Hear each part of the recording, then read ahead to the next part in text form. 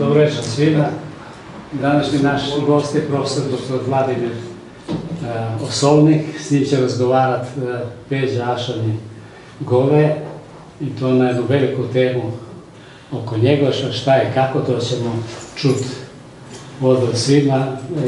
Gospođa iz ambasade, otpravnica poslova, se izvinila zbog nekih neodloženih poslova koje je tu da počnemo da radimo, pa bi ja prepustio riječ njima dvojici. Dobro večer, dobar dan, lep pozdrav vsem. Profesor Osovnik je med drugim zaslužni profesor Ljubljanske univerze. Ta naziv je pravzaprav častni naziv ljudem, ki so tudi nekaj naredili za Ljubljansko univerzo. Kolikor vem, profesor Osovnik se pravzaprav kakih 30 let ali pa še več ukvarjate z Njegošem, z našim Vladiko. Pa me zanima, odhod pravzaprav to vaše zanimanje za tega pesniško navdihnjenega črnogorskega, verskega in svetovnega poglavarja. Hvala za vabilo. Se pridružujem pozdravom. Njegoša sem jaz spoznal v naši družinski veliki knjižnici, kjer je bilo med številnimi svetovnimi avtorji tudi nekaj knjig južnoslovanskih in seveda tudi podoba Njegoševa, ki je kot vsakogar tudi mene kot otroka že zanimala. Zdelo se mi je zelo nenavadno, da ima tako lepo nošo, obleko in tudi, da je en postaven mož. Spomin me je pa spremljal tudi skozi šolo in skozi študij na univerzi. Imel sem pa to srečo, da sem študiral v Beogradu. Namreč v Beogradu na univerzi je bilo največ doktorjev znanosti in jaz sem si želel visoko izobrazbo in sem se napotil v Beograd. Kot veste, je tam na filološki fakulteti pa cela plejada izvrstnih strokovnjakov za vse jezike in književnosti in seveda tudi za južnoslovanske književnosti. Posebej bi poudaril delo predavanja in izpite pri profesorju Jovanu Deretiću, tudi akademiku, in pa pri profesorju Miodragu Popoviću. To so avtori številnih knjig in pa tudi izvrstni profesori. Bili so seveda strogi, vendar pa so v nas, v mladih, znali spodbuditi zanimanje za velike ideje. Velike ideje pa ustvarjajo velike ljudi. In veliki ljudje pa seveda imajo tudi sami talente, voljo, zavest in ustvarjajo torej velika dela. Tak je, na primer, Petar II. Petrović Njegoš oziroma Radivoje Petrović Vladika Rade. Ta Vladika Rade je za sabo pustil za nas laike pravzaprav dokaj skromen literarni opus. Poznamo pravzaprav 3 njegova dela, Lučo mikrokozma, Lažnega cara Ščepana Malega in seveda Gorski venec. Vi ste prinesli nekaj izvodov, tako da ne bi bilo slabo, da tudi kroži, oziroma tisti, ki želite pogledati, lahko pogledate. V svoji doktorski tezi o literarni zgodovini o Petru II. Petroviću Njegošu iz leta 1992, kasneje je išla v obliki monografije, to je ta monografija v slovenščini. Potem jo je Črnogorska akademija znanosti in umetnosti prevedla in objavila leta 1999, tako da jo imamo tudi tam. Ugotavljate pravzaprav veliko več, kot mi laiki poznamo, da je Njegošev opus vendarle širši, večji, pa me zanima pravzaprav zakaj in kako je pomemben Njegoš za literarno zgodovino in ob bok katerih sodobnikov njegovih ga lahko vrstimo. Zelo zahtevno vprašanje, ki zahteva malo več odgovor. Najprej, ne morem se strinjati s tem, da bi bil Njegošev opus skromen po obsegu. To ni res. Njegoševa pisma, Njegošev testament, Njegoševe pobude za Grlico, Njegoševe pobude za učbenike, Njegoševe številne izjave in tako naprej nosijo izrazit literarni, jezikovno izredno močan pečat. Tako da ne bi se strinjal, da je njegov opus po obsegu skromen. Zlasti ne zaradi tega, ker je ta opus zelo premišljen. Mi se, ko smo se prvič seznanjali z njim, nismo zavedali, da njegovo delo vodi ena visoka ideja. In sicer ideja, ki je narekovala črnogorsko trilogijo. To je luča mikrokozma, ki razlaga smisel obstoja človeštva v vesolju in na zemlji.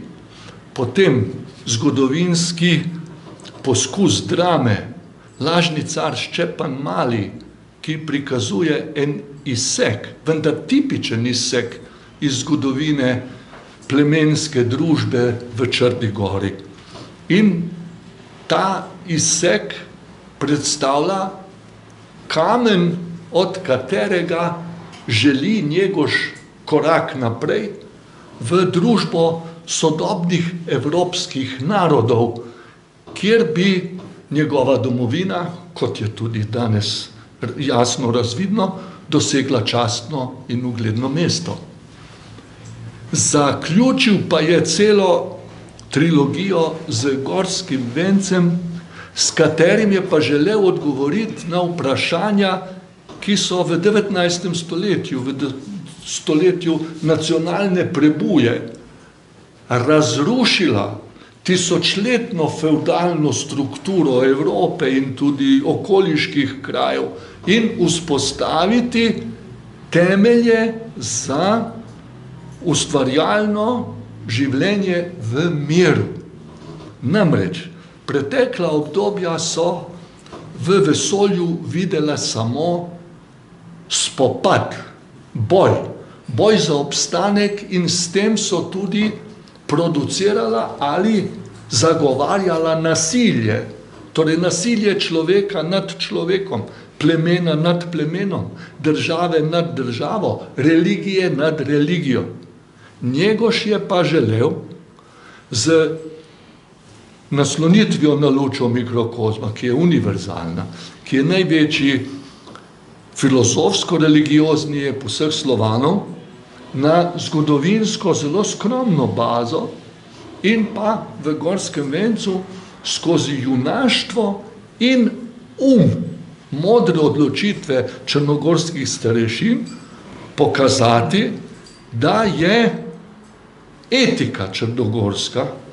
Pozneje so nastale tudi študije, ki se ukvarjajo z etika heroika montenegrina, to, kar je Marko Miljano opisal, čojstvo in junaštvo, da je etika heroika montenegrina prikaz, kako naj sleherni človek, družina, skupnost živi na zemlji z odličnim vpogledom v strah, v trpljenje in tudi smrt, z idealom, da je življenje častno. Torej, če človek skozi trpljenje, skozi muko, skozi revščino, katero je on opazoval v svoji domovini in v Evropi, kamor je hodil, preseže in se ravna po etičnih načelih spoštovanja, tolerance in zvestobe svojej skupnosti, potem bo doživel častno življenje in mirno pot v drugo dimenzijo sveta oziroma življenja oziroma eksistence. In ta dediščina, ki jo niso vsi prepoznali zavestno ali tudi ne tolmačili zavestno, je v slehernem bralcu sprožila to željo, to idejo, ta ideal, da je smisel človeškega življenja častno življenje in spoštovanje miru. kar se seveda večkrat pozablja. Kaj pa sodobniki njegovi? Za nas Črnogorce je seveda Njegoš svetinja, največji pesnik, recimo naslednik Marka Miljanova, Čojstvo in junaštvo, to, kar ste vi tudi omenili, ampak vseeno ob bok katerih njegovih literarnih sodobnikov bi ga lahko vrstili? Zdaj, tu moramo stopiti korak nazaj. Zmotno je prepričanje, da je Njegoš samo ena osamljena čer v morju južnoslovanske ustvarjalnosti. To ni res. Južni Slovani so od nekdaj ustvarjali umetniška, materialna, duhovna in druga zelo pomembna dela in dosežke. Ampak, ko ste, to sem morda malo premalo poudaril, Njegoš je bil izredno izobražen. Ne glede na to, da nekateri mislijo, da se izobrazba pridobi samo v akademiji, samo na univerzi, je to zelo zmotno mnenje. On je skozi šolsko strukturo tadanjega pravoslavnega sveta dosegel izvrstno izobrazbo. Od grščine, od hebrejščine, grščine, latinščine, od vseh mogočih rokopisov, ki jih je v izvirniku tudi bral. Skratka, bil je izredno izobražen in tudi vedoželjen. In sam se je izobraževal. V Evropi je pa takrat, zato rečemo 19. stoletje, stoletje evropske prebuje, rečemo zato, ker se je takrat pojavila duhovna revolucija, torej francoska revolucija, liberté, égalité, fraternité, in pa, to pa marsikdo pozabi, industrijska revolucija. Iz Anglije, Belgije, Francije, Danske, po celem svetu so se razširjale vede, ki so nastale na obnovljenem antičnem znanju, na razsvetljenstvu in spodbudah znanosti. In takih osebnosti je bilo tudi na južnoslovanskem prostoru kar nekaj. Je pa res, da je tudi v Črni gori Petar I. Petrovič Njeguš, njegov stric, da je bil to en intelektualni zaklad, ena osebnost, ki je svojo modrostjo, svojo izkušnjo in pa se spoznanji iz tujih jezikov, bral je latinsko, francosko, razumel je turško, razumel je, govoril je rusko. Skratka, in tudi iz južnoslovanske rokopisne in druge zakladnice je marsikaj razvidno. Tako da Njegoš je imel to srečo, potem je hodil v topli, v šolo, skratka, ne bom to govoril. Imel je pa tudi to srečo, da ga je za veliki izpit v Rusiji, v cerkvi San Pavlovsko, pripravljal užiški arhimandrit, torej zelo pomembna oseba po intelektualnih in drugih kapacitetah. No, ampak zdaj, da ne bom predolgo. Tudi Sima Milutinović Sarajlija je bil, veste, mož številnih talentov, govoril je več jezikov in tako naprej. Skratka, ni bil brez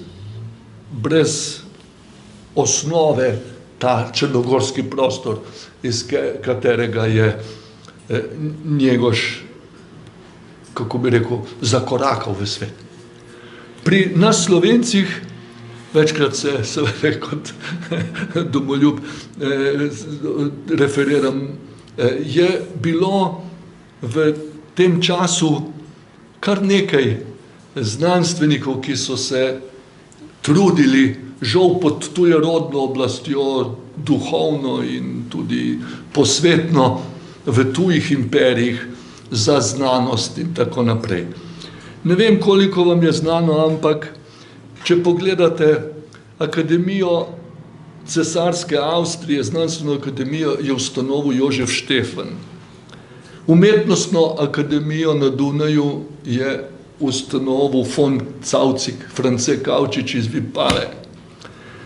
Univerzo na Dunaju je povzdignil na mednarodni nivo rektor Franc Miklošič, v različnih drugih področjih so se izkazovali Slovani, Slovenci in drugi. Tako da še bi lahko našteval te pomembne zadeve, ne? Recimo tehnično univerzo, torej tehnični del Dunajske univerze je ustanovil Resel, Josip Resel iz Šentjerne. Torej, Slovenci in Slovani so imeli v tem 19. stoletju izredno priložnost, da so pokazali svoje talente in da so povzdignili evropsko svetovno znanost in pa tudi naš slovenski prostor. Žal se je zaradi različnih, predvsem zaradi tujerodnih duhovnih oblasti, ta napredek v Evropi v slovenskih pokrajinah najmanj pokazal. No, ampak imeli smo srečo, da so se pobudniki univerze in literarnih in drugih glasil postavili v Sloveniji v prve vrste in da so zahtevali univerzo v Gradcu, seveda je niso dobili, da so zahtevali časopis v Gradcu, ki ga niso dobili, da so zahtevali različne druge zadeve, ki jih niso dobili. Ampak 50 let pozneje pa se je zgodilo, da smo dobili Čebelico v Kranju, da smo dobili Kmetijske rokodelske novice, da smo dobili nekaj pravic do pouka slovenščine 1811 v Gradcu, samo za potrebe preprostega ljudstva, v glavnem pa za potrebe šolanja različnih cerkvenih poklicev, ki so bili v cesarstvu takrat zelo potrebni. No, ampak, kljub temu smo imeli veliko srečo, da je iz Vrbe na Gorenjskem, iz ene bogate in ugledne hiše na Dunaj prišel študent prava, ki je bil potem najboljši študent prava celega cesarstva, Ribčev France, torej Prešeren. On je živel na Dunaju 8 let. Družil se je s plemiči, z znanstveniki, z drugimi, tako da razširuje svoje obzorje in ko so ga kazensko premestili nazaj na Kranjsko, ni povsem zapustil vseh teh svojih preokupacij, misli, spoznanj, ampak se je v določenih krogih, ki so ga spodbujali, mislim na Čopa in na Krobat, je ustvaril pač en čudovit nacionalni ep, ki ga mi lahko primerjamo z vsemi drugimi nacionalnimi epi drugih narodov, zmotno rečejo velikih narodov, zmotno rečejo nekih narodov, za katerimi mi, južni Slovani, ponižno hodimo po njihovih stopinjah. To ni res. Južni Slovani so vedno ustvarjali svoje in ustvarili so pri Njegošu in pri Prešernu eno kontinuirano literarno in filozofsko misel. Svoboda. Svoboda. Cela Njegoševa življenjska zgodba se lahko strne v besedo svoboda. Ni nujno, da se spomnimo na njegovo knjigo Svobodijada, ki je izšla po njegovi smrti, ampak svobodo je ljubil in se za njo zavzemal in za njo se je bil pripravljen žrtvovati in to je zahteval tudi od svojih rojakov. Identična je pozicija Franceta Prešerna. Manj temna noč je v črne zemlje krili, kot so pod temnim soncem sužnji gnoji. Vidite, to je bilo revolucionarno in pa kontinuiteta iz ustnega slovstva, iz zgodnega lastnega slovanskega krščanstva in tako naprej, kljub strašnemu nasilju velikih sil, imperijev tisočletnih, otomanskemu, habsburškemu in tako naprej, zlasti pa, kar se velikokrat pozabi, zaradi strašnega nasilja, duhovnega nasilja tujerodne ideologije skozi cerkev. No, ampak ste se morda že predolg. Ne, niste, ampak ste odprli ogromno vprašanj. Upam, da se je tudi vam porodila kakšno vprašanje, tako da ste vabljeni seveda, da profesorju Osovniku tudi vi zastavite vprašanja. Iz vsega tega, kar ste povedali, omenili ste Miklošiča, Prešerna, niste sicer Kopitarja trenutno, ampak nič hudega. Kakšen je bil Njegošev odnos s temi slovenskimi takratnimi njegovimi sodobniki? Ja. Njegoš je bil izredno bister, naravno bister, pa tudi kot pripadnik enega svobodoljubnega črnogorskega plemena je bil zelo odkritosrčen. In večkrat je povedal v določenih okoliščinah tiste prave besede. To nekateri pripisujejo vplivu njegovega strica, nekateri Sima Milutinoviča, jaz pa mislim, da je bila to lastnost njegovega značaja. Spoznal je Vuka Stefanoviča Karadžiča, tudi eno samoniklo osebnost v svetovnem okviru, izrednega, pogumnega, nadarjenega, izredno izobraženega, delotvornega moža. In ta mož, Karadžič, je s svojimi stiki z uglednimi možmi po celem svetu, na Ruskem dvoru, pri Goetheju, na različnih akademijah, torej univerzah in akademijah v Jeni, v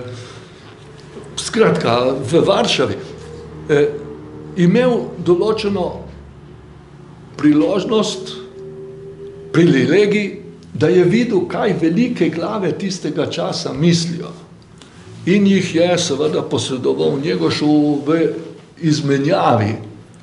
Veliko tega, kar je pa Karadžič naredil, kar je ogromno, je pa bilo storjeno na spodbudo in ob pomoči monstruma scientarium, kot so imenovali Jerneja Kopitarja. Ta mož, ki je bil sicer neugledne postave, je imel izreden spomin in pa nešteto talentov, zlasti talent za razumevanje tujih jezikov. Govoril je številne jezike, razumel jih je pa še veliko več. In iz svojega otroštva, kjer je bil upravnik izredno bogate knjižnice, mecena in mentorja slovenske prebuje Žige Cojza, je zakorakal v Dunajsko knjižnico, kamor je po njegovi zaslugi, po pooblastilu cesarja, prihajala vsa literatura iz vseh akademij, iz vseh univerz celega sveta. In on je imel izvrsten pregled, razvit, in je svoje misli lastne lahko utemeljeval z temi tujimi avtoritetami. Ko je z Karadžičem sodeloval, je razlagal, da so južnoslovanski jeziki po svojem obsegu v družini slovanskih jezikov enakovredni zahodnoslovanskim, kašubski, lužiško-srbski, poljski, češki, slovaški in po drugi strani ukrajinskemu, ruskemu, beloruskemu jeziku, in da imajo to prednost, da so zaradi bližine Mediterana in antične kulture bili most med to neizmerno zakladnico človeškega uma, človeške ustvarjalnosti antične dobe v Evropo. No, ampak Kopitar je imenoval Petra II. Za slovanskega Davida. On je s tem, ko ga je pomenoval, izrekel svoj odnos do njega in do Karadžiča in do južnih Slovanov, obenem pa tudi svoje upe, svoje nadejanje, da bosta one dva umno in materialno premaknila kot en generator južnoslovanski razpršeni prostor v enotno skupnost. To so nedvomno bili jezikovni in drugi načrti. Znova ste odprli dodatno vprašanja. Vračam se nazaj, prej ste govorili o tem, da je Njegoš, če tudi neformalno, imel zelo široko izobrazbo, od, ne vem, tajnika Petra I, se pravi Jesime Milutinoviča Sarajlije naprej, da je govoril številne jezike, celo različne ortografije je obvladoval. Zanimivo je, da Gorskega venca sicer on ni napisal v ortografiji Luka Stefanoviča Karadžiča, je pa bila tiskana že v njegovi ortografiji. In zdaj smo pri rokopisih, ne. Tudi to je ena od stvari, ki malce, glede na to, da od Njegoševih del pravzaprav je ostalo samo deloma v rokopisu danes Gorski Vienec. Ostalih rokopisov nekako... 1528 stihov, od 2819. Ok, dobršen del Gorskega Vienca, popravljam se, ampak ostalih rokopisov ni, ne? Nekaj, v preteklosti je bilo pravzaprav nekaj skepse, ali je Njegoš sploh avtor teh del, ki se mu jih pripisujejo. No. To je zelo zanimivo vprašanje, mene je to zelo zanimalo, ker sem imel... Se vprašam, pa še dodatek, kaj je s temi rokopisi? A obstajajo še kje, ali mislite, da je to vse pozabljeno, ali... Ne, jaz sem prepričan, da obstajajo. Zdaj, samo če naštejemo grobe fakte. Vsako cesarstvo ima cenzuro. In na Dunaju je bil cenzor Jernej Kopitar. Bil je sprejet na Dunaj z pismom Žige Cojza, kjer je cesarskim oblastem sporočil, da pošilja na Dunaj enega pametnega moža, skromnega rodu, skromnega porekla, ki pa ima številne talente in bo lahko izpolnil vsak ukaz cesarja. In poseben dodatek, zaradi česar je Kopitar sploh bil sprejet na Dunaj, da mu nikoli ne bo padlo na pamet, da bi se cesarskim oblastem kakorkoli uprl. Torej, zdaj to je, hočem reči, fakti bruti, tako je bilo. Kopitar je zdaj imel cenzorsko pisarno in je imel arhivo, to arhivo je pa vodil minister za notranje zadeve, ki je bil tudi načelnik policijske uprave Dunaja, grof Sedelnicki. Kopitar in Sedelnicki sta bila v dnevnih stikih, sta bila zelo, Sedelnicki že ime vam pove, da je bil tudi on slovanskega rodu, sta se dobro razumeli. Vendar pa je bil nek požar na Dunaju, ravno po Kopitarjevi smrti 1844. leta, in je zgoril policijska postaja Sedelnickega in postaja, soba, v kateri so bili cenzorski spisi. To zdaj pojasnjuje, zakaj ni rokopisov. In zdaj, mi smo se vsi ukvarjali s tem vprašanjem, kaj se dogaja, in leta 1892 je v dvorno knjižnico iz pisarne rektorja in viteza, plemenitega viteza Franca Miklošiča, cesarskega tajnega svetnika, en mlad fant, Ferdinand Menčik, Slovak iz Brna, prinesel ene spise. In ti spisi so se izkazali za teh 30 strani rokopisa Gorskega Venca, med temi spisi. In potem so ga spraševali, kakšni so to spisi, in on, ki ni poznal cirilice in tako naprej, je rekel, to so spisi od doktorja Miklošiča. Miklošič je bil vrstnik in prijatelj Njegošev in tudi cenzor, naslednik Jerneja Kopitarja, Kopitar ga je priporočil, je to. Potem so ga pa spraševali, ja, kakšen pa je ta rokopis? In ta Menčik je rekel, ja, jaz ne vem. Rekel je pa Miklošič meni, da je bil Njegoš nepismen in da je svoja pisma narekoval svojim služabnikom, Miloradu Medakoviću, Dimitriju, skratka, svojim tajnikom, in da se s temi posli, pošta, tisk in tako naprej, ni hotel ukvarjati. Pazite, zdaj to je bila ena taka neodgovorna ali pa spontana izjava enega človeka, ki se na zadeve ne spozna. Ne? Ampak, ker je bila objavljena v glasniku muzeja v Brnu, je potem po nemškem prostoru in pa povratno tudi po južnoslovanskem nastala ta fama, da je nekdo pisal Njegoševe verze. V ustnem izročilu so pa ostale anekdote, da ko je Njegoš prispel s svojim spremstvom, črnogorskim spremstvom pri Aniki, skratka, s 5 osebami na Dunaj, ga je Kopitar nastanil v svoji gostilni, kjer je imel svoje omizje pri Sivem volku. In da so k njemu, Njegošu, hodili vsi Slovani, kar jih je bilo na Dunaju ali v okolici, ki so tja prispeli po naključju ali to, in so se želeli z njim spoznati, mu izraziti spoštovanje in slišati od njega neko navodilo, ker kot sem vam rekel, to je bilo stoletje nacionalne prebuje, ustvarjale so se nemške države iz tistih kneževin, italijanska država, vsi so se nekako, to je bilo v zraku, povezovali v neko širšo skupnost, ki naj bi zagotavljala na temelju nacionalnih jezikov, nacionalno kulturo in vsestranski razvoj. In seveda Njegoš je imel tu pomembno število in osebe, s katerimi se je pogovarjal.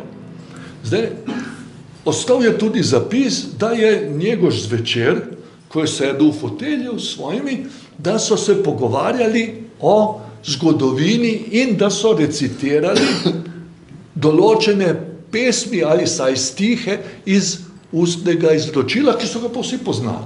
Vsi. Veste, to lahko potrdim iz lastne izkušnje. Ko sem jaz služil vojsko leta 1972 na Reki, sem imel več nepismenih vojakov v tisti kasarni. In sem prosil, da bi odprl barako, da bom jaz na tabli ljudi učil. In starešine so rekli, profo, ti si lud, ampak so mi dali ključ in sem jaz objavil, da bojo In je prišlo zelo veliko, 40 je prišlo različnih vojakov, ampak niso šli v barako. So poslušali, so gledali skozi okno, pa so se smejali, ker so gledali, kako jaz prekladam knjige. In ko sem pa jaz rekel, kasno Marko do Kosovo stiže in tako naprej, so pa vsi vedeli, so pa vsi znali. Pa sem rekel še kaj drugega, netko beše strahini čubane, pa so vsi znali. Pa so prišli noter, 3, 4, pa sem jih učil pisati. In sem jih kar naučil. Ampak hoče reči, torej ustno slovstvo je neizčrpen vir navdiha in tudi modrosti. In tako je, vidite. No, ampak zdaj sem že predaleč. Sam, da povem, kako se je potem zgodilo. Pametni ljudje so potem napisali dejanske podatke o Njegoševi izobrazbi, o Njegošu in tako naprej. Vasilij Kaškadamov, ki je pa vodil veleposlaništvo Rusije, cesarske Rusije na Dunaju, je pa javno povedal, da je, ko je Njegoš potoval v Rusijo, je na dovoljenju, cesarskem dovoljenju za pot, se podpisal. In da je ta podpis njegov verodostojen dokaz, da je tudi rokopis, ki je prišel iz Miklošičeve pisarne, delo iste roke. Razumete? Zdaj, seveda, za znanstveno obravnavo bi mi morali to še veliko bolj razširiti in potrditi, seveda. Ampak dejansko pa mislim, da ne moremo spremeniti tega. Ne. Torej, on je bil pobudnik in avtor besedila ki je bilo osnova za besedilo, ki je šlo v tiskarno Mehitaristov. Ni pa bil redaktor v tiskarni in ne popravljalec, kot se reče, v tiskarni imajo lekturo, ne? Potem imajo pa še domačo lekturo. To ni delo Njegoševo, to je delo nekoga drugega. Ta drugi, ali več drugih, pa je bil zelo izobražen, zelo kulturen in je razumel poanto stihov, ki jih je Njegoš zapisal in jih je samo, kako bi rekel, po zunanji obliki, po pravopisu lahko še dopolnil. Mislim, da sta samo 2 stiha, ki ga je ta roka, ki je popravila malo bolj vsebinsko. Tako da, tu se zdaj pojavljajo različna tolmačenja. Kdo naj bi to roko ponudil? Eni pravijo, da je bil to Miklošič. Ker Miklošič je poznal, veste, cesarsko stvarnost. On se je zavedal, da Njegoša cel čas špionira, da vsi, ki hodijo okoli njega, poročajo potem svojim državam, svojim in tako naprej.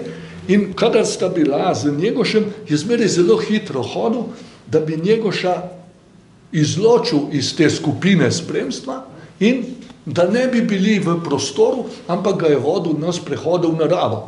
Njegošu se je zdelo to zelo fajn, zelo dobro in sta veliko misli izmenjali. In on mu je tudi razložil, da pretirane zgodovinske osnove, ker Njegoš je mislil, lažni car Ščepan Mali nesto Rusijo, ruskemu carju, da je en češki pisatelj, ki ga imajo Nemci za svojega, v Akademiji znanosti in njihovih univerzah ga štejo za nemškega pisatelja, Čehi pa za svojega, šteli so ga za evropskega Walterja Scotta, je napisal po pripovedovanju Sime Milutinoviča Sarajlije, je napisal Der Montegriner Hauptling. To je pa ista zgodba, kot je lažni car Ščepan Mali. In tista knjiga je bila bestseller. In tisto knjigo so brali na vseh dvorih. In so gledališke igre, skratka, zelo je bila popularna. In zdaj je Miklošič rekel, poglej, če boš ti to prinesel, bo vsi rekli, da si napisal nekaj, kar so že drugi.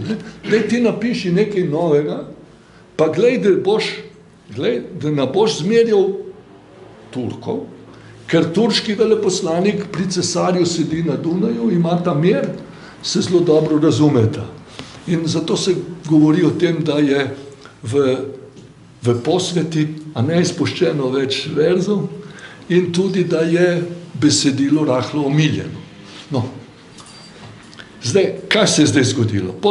Po prvi svetovni vojni smo Jugoslovani, seveda na te Avstrijce, z vso grenkobo tega nasilja skozi stoletja, pritisnili in smo rekli, vrnite nam naše duhovne dosežke. In so Avstrijci jasno pametno odgovorili, da ta gorski velec ni bil nikoli v Črni gori v Jugoslaviji in da ga nimajo kaj vračati. Ampak so pa, kot spretni diplomati rekli, bi pa ga podarili v zameno za recipročno darilo. In so se v kraljevini Jugoslaviji, Aleksandar Karađorđević in drugi, zmenili, da bi Slovenci iz Narodnega muzeja eno ogromno sliko 2x4 metre Franca Jožefa, cesarja, ki ga pri nas itak niso preveč, več. Takrat so ga imeli zelo radi, zdaj pa zgodovina se ponavlja, so rekli, bi se ga, in je veleposlanik kraljevine Jugoslavije leta 1924, takrat je bila še kraljevina Srbov, Hrvatov in Slovencev, izročil darilo in dobil obljubo, da bo Aleksandar Karađorđević prejel osebno darilo na svoj naslov v Belem dvoru.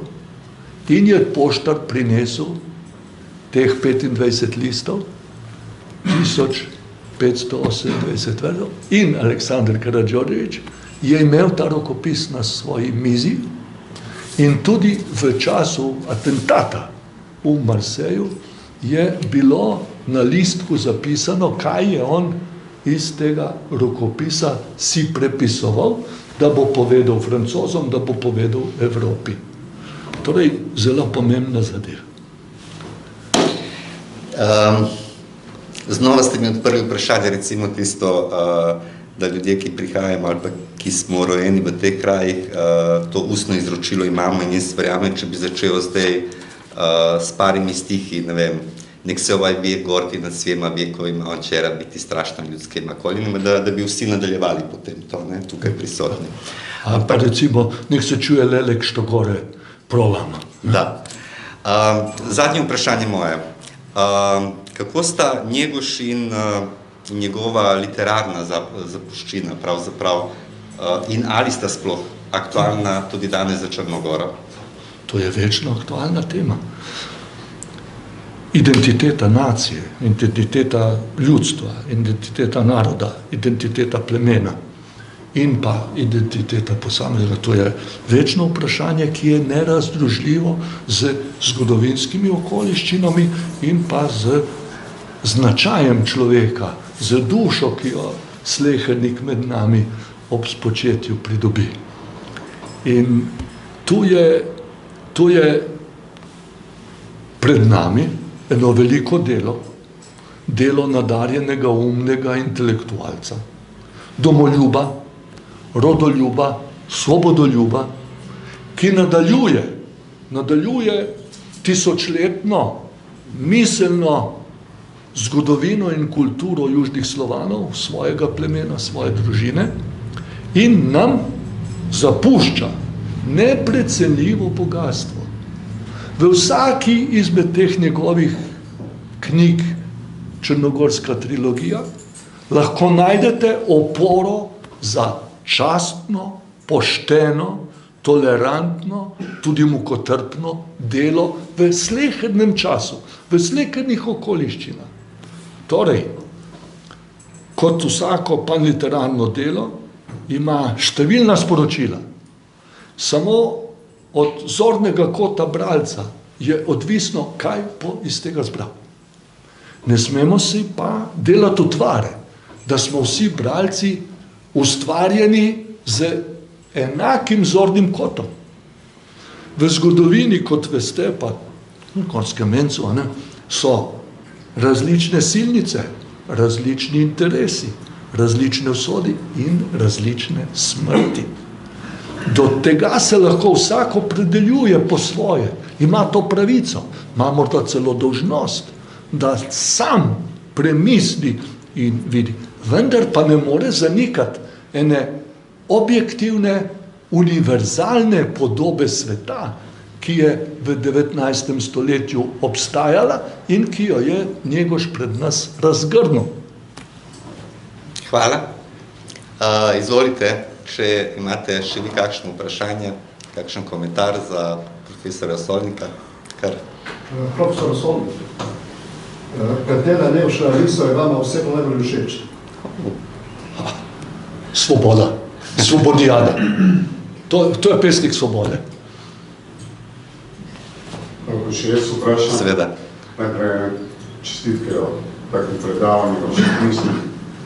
Jaz bi vprašal, med vami je portret od Njegoša, narejen na Dunaju od Johana Brusa. Ja, to je znameniti portret. Mislim, da je tam leta 1847 narejen. To bi pa rad vprašal, če slučajno veste še kaj, ker na zdi, da je na Cetinju še en portret vladika, iskreno malo povedati, da ne vem točno, v tej črni mantiji, a ne? Potem pa drugo vprašanje. Tominc je. Drugo vprašanje. Velikokrat sem slišal, da je Njegoš normalno na poti do Dunaja bil tudi pri nas v Sloveniji. Bil je petkrat. Petkrat so pisale rokodelske novice. lahko kakšna anekdota iz tega časa, ker verjetno, da je bilo veliko zanimljivih potovanj. Ja, veste, zdaj, kar se tiče portretov. Ko je prišel na poti v Rusijo, Njegoš v Trst. V Trstu je bila najmočnejša pravoslavna občina v Evropi. Izredno so bili bogati, bili so ladjarji, bili so trgovci, bili so med drugim tudi ustanovitelji še danes obstoječe pomorske zavarovalnice Lloyd. Skratka, postavili so 1860 to znamenito cerkev, ki so jo želeli posvetiti Cirilu in Metodu, pa jim oblasti niso dovolile. In skratka, zelo mogočna in kulturna skupnost je obstajala v Trstu in v tej skupnosti so bili tudi Slovenci in družina Tominc je veljala za največje slikarje katoliškega sveta. Eden od njihovih slikarjev je slikal papeže, kardinale in tako naprej. Eden od njih je pa takrat slikal pomembne ladjedelničarje in druge Tržačane. In je bil povabljen, da naslika portret Njegoša. Njegoš je bil mlad in je prosil tega slikarja, da ga naj postara in da naj skrije prazgotino nad očesom, ki jo je pridobil pri enem ljubezenskem sestanku v nekem mlinu v Črni. In to je Tominc vestno naredil. Zatem je pa bil tudi slikar Karinger, kot ga poznate, je bil tudi v Črni Gori in je naslikal nekaj pokrajin, ni pa slikal Njegoša. Od teh slovenskih slikarjev so zvedeli drugi, nemški, avstrijski, češki, in so tudi potovali v Črno Goro. In so tudi večkrat naslikali dvorec, poleg Biljardo, Cetinski samostan, kanjone in tako naprej. In eden od teh čeških slikarjev je posebej slikal krščanske sužnje. Veste, ker so bili takrat še trgi sužnjev po celem svetu. Ne? Do leta 832 je bil v Beogradu, do leta 1833 po Benetkah trg sužnjev. Tam so prodajali v glavnem svetlolase, svetlopolte, dekleta in otroke, Slovane. Šele pozneje so prevladali temnopolti afriški sužnji. No, skratka, grozne zadeve. Ampak obstaja še ena slika, ki jo je pa naredil z Kučmo. En nemški slikar. Jaz sem na Dunaju raziskoval, sem mislil, da je to neka velika skrivnost. Na Dunaju je pa ta slikar bil zelo znan in so takoj rekli, ja, mislim, da se piše Schmidhofer. Tako da so, skratka, pomembne osebnosti se ukvarjale z Njegoševo podobo. Zdaj ne vem, drugo vprašanje je bilo? Načeloma je tudi čudovito odgovor. To potovanje po Sloveniji, bivanje v Sloveniji. Teh 5 potovanj, če taka anekdota. Vidite, to je pa zelo zanimivo in v čast mojim slovenskim prednikom. Ko je potoval iz Trsta, je moral z kočijo, z ladjo iz Dubrovnika v Trst, s kočijo do Celja, v Celju je bil pa že vlak na Dunaj.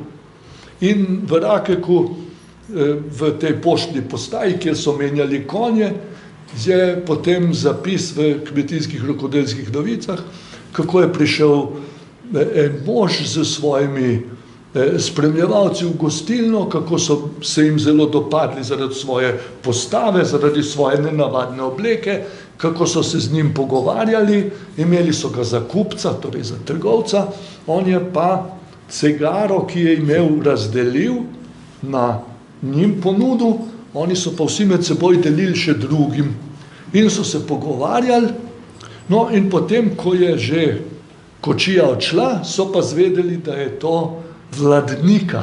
Niso vedeli, kaj Vladnika pomeni, piše v časopisu Vladnika Črnogorski in pravi, bilo nas je sram, da mu nismo dolžne časti izkazali po njegovem stanju.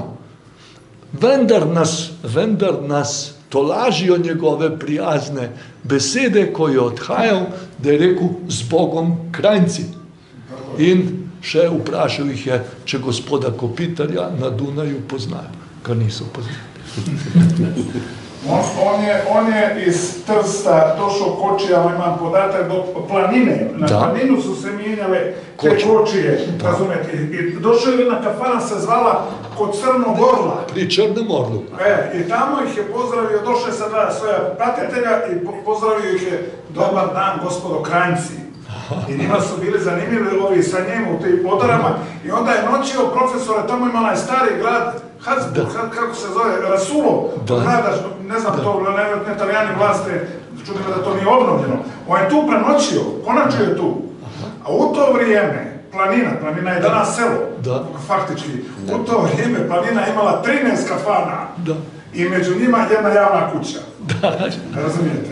Zanimljiv podatak, jer tu se mijenjale kočije, a onda je od te planine išao kočijama do Celja, a od Celja je već bio voz za Beč. Tako. Ja poznajem tu kuću, ja sam išao da nađem tu kuću. Bravo. Tamo ima dosta ovih prezime Žigona. I jedna je diplomirala i našao sam tada bio preko nekog jednu knjigu u Postojnu, gdje ona opisuje to. I mi smo to istraživali i našli smo jednu staru gospođu, koja je, to bilo prije 20-30 godina, koja je u to vrijeme bila stara. I ona nas je odvela da kaže gdje je ta kuća, što je bilo kod Crnog Orla. Ta kuća postoji i danas imam ja namjeru tu da pitamo mjesnu zajednicu, da postavimo jednu ploču, na primjer da zašarafimo da je nekad tu sraćao Njegoš, razumiješ, u to, neće to smetati nikome, razumiješ, da obavimo kao društvo, razumiješ, šaljamo jednu malu ploču da se zabilježi. Ja znam to, imam slikano i sve, tu staru kuću kad smo mi počeli slikavati, tamo su selo, sad nije više kafana tamo. Ona nam je tačno objasnila, tu su dva prostora kada je on došao u lijevo i desno, ta stara gospa koja je najvjerojatnije pokojna još leta, razumiješ. Ali zanimljivo je, imamo podatak da je to bilo. I morate to sve da napišete. I čak i u Slona, ima podatak i u Slona da je sraćao, a neko mi je još rekao i Jelen po Ukrajine, tu ova gostina pri Jelenu, što da je sraćao. To što je ova udarila, neće tu i moj ožljak neki. Sve tek mnogo malo. O toj temi bi, evo, časni konzul je predlagao da o toj temi, dakle, Njegoševim ljubavnim sastancima, govorimo sljedeći put.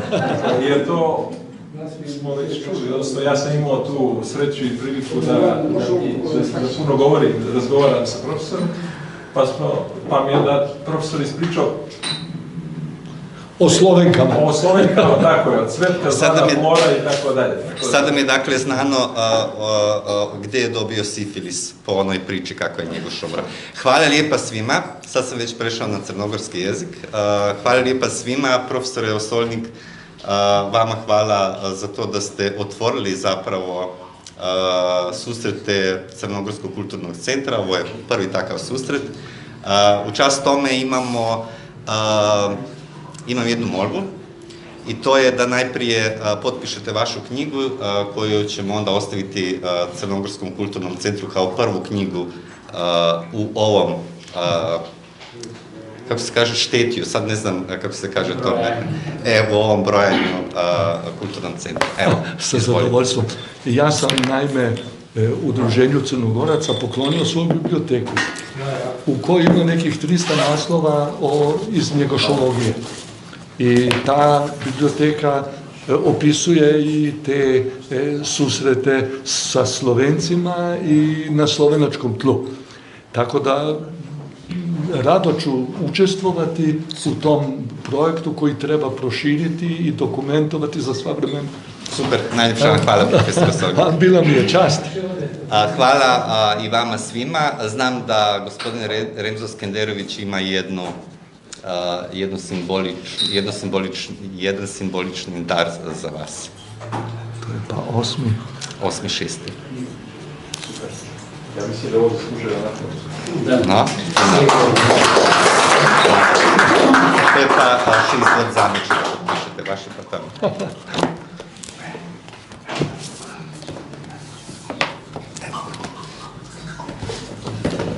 Super.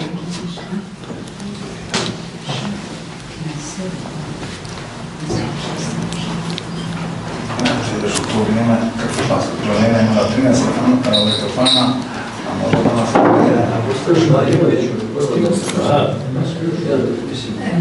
Dobro mjesto. Tada bio BTC ili... mijenjamo se kući. Da je mjesto centrala. Planina je bila ko... Da. Putu. Naravno.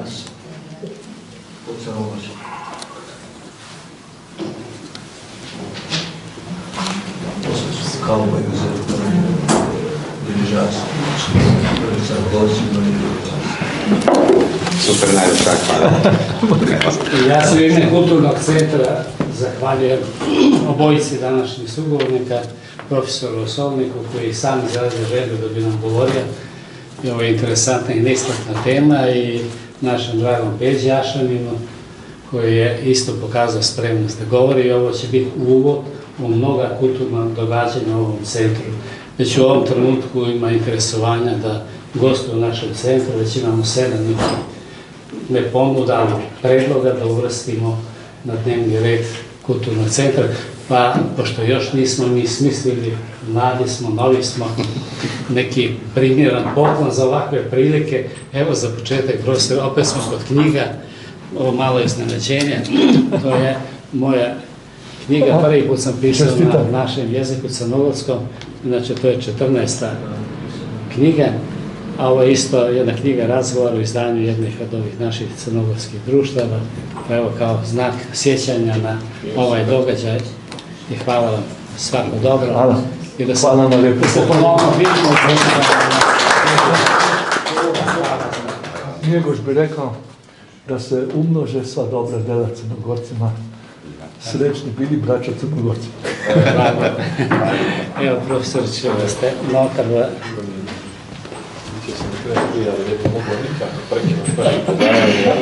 Evo, to je za...